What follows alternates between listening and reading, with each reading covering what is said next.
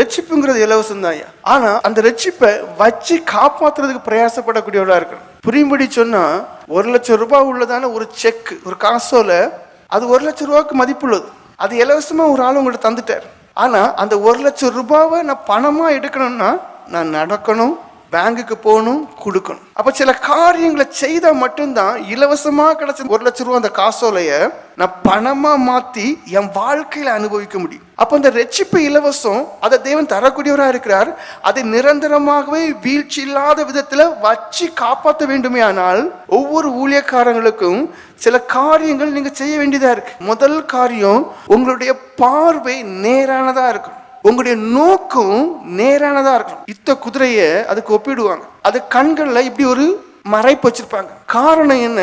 அது யுத்தத்துக்கு போகும்போது கீழே மடிந்து கிடக்கக்கூடியதான தன்னை போன்ற குதிரைகளை இப்படி 4 வாக்குல பார்த்துச்சுன்னா இது சோர்ந்து போகும், இதுவும் மடிந்து போகத்தக்கவாறு அம்புகள் ஏற்பட்டு கீழே விழுந்துரும் என்கிறதுக்காக என்ன பண்ணிடுவாங்க, இங்க கண்ணை மறைச்சிருவாங்க. அப்ப அந்த குதிரை என்ன செய்யும்? நேரான ஒரு நோக்குடையதா மட்டும்தான் இருக்கும், அப்படியே ஓடும். அந்த நோக்கம் தான் உங்களுக்கு இருக்கணும். அடுத்த நோக்கம் என்ன? நான் ஒரு ஊழியக்காரன் இருக்கும் போது உங்களுக்கு தன்னை வெறுத்த அனுபவம் இருக்கணும். உங்க நோக்கம் சிலுவையா மட்டும்தான் இருக்கணும். நான் வந்திருக்கிறது இயேசு கிறிஸ்துக்காக, எந்த தகுதியும் இல்லாத என்ன அழைத்தது இயேசு கிறிஸ்து. அப்படியானால் நான் அவருக்கு மாத்திரம் தான் பாத்திரமா நடக்கணும். 2வது காரியம், நான் அவருக்காக வந்திருக்கேன். ஆனால் அடுத்த காரணம் என்ன செய்யணும்? அவர் சொன்ன கற்பனை கைக்கொள்ளணும், என்ன வெறுக்கணும். ஏன் பின்மாற்றம்? உங்களை இன்னும் வெறுக்கல.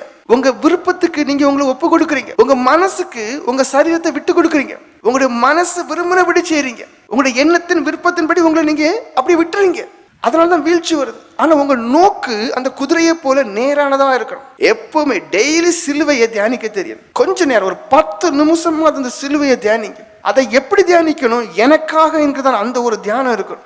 அப்படிங்கும் போது எந்த தகுதி இல்லாத எனக்காக இவ்வளவு பாடுபட்டாரு, அப்போ நான் என்ன எப்படியெல்லாம் ஒப்பு கொடுக்கணும்னு சொல்லி ஒப்பு கொடுத்து ஒரு நோக்கம் இருக்கும். மத்தேயு சுவிசேஷம் 20 அதிகாரம் 28 வசனம் வாசிங்க.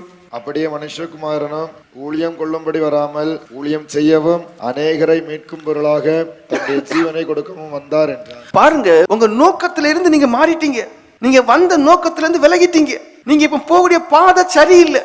இயேசு கிறிஸ்து தன்னுடைய நோக்கத்துல கொஞ்சமும் ஒரு பிசகவே இல்லை. என்னுடைய போஜனம் பிதாவுடைய சித்தம் செய்யறது என்று சொன்னார். அப்ப அவருக்கு எப்பொழுதுமே எது நோக்கமா இருந்தாரு? தேவ சித்தம். அதான் இங்க என்ன சொல்லப்பட்டிருக்கு?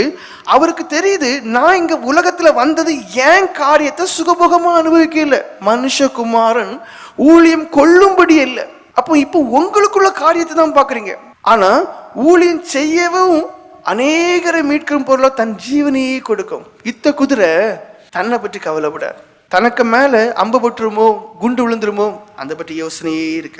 மேல ஒருத்தன் இருக்கான், அவனை பாதுகாக்கணும். அவன் எதை நோக்கி போக சொல்றான் அதுதான் செய்யணும். போகக்கூடிய இடத்துல தீ இருக்கா, பெரிய குண்டு இருக்கா, இல்லைன்னா அம்புதான் வருமா, அதெல்லாம் எனக்கு தேவையில்லாத ஒண்ணு. அப்போ உங்க நோக்கம் எப்படி இருக்கணும்னா சிலுவையை குறித்து தான் இருக்கணும். அந்த சிலுவை என்னை எங்க கொண்டு போனாலும் எனக்கு ஒண்ணும் இல்லை, அது எதுவானாலும் ஒண்ணும் இல்லை. உங்களால அப்படி சொல்ல முடியுமா?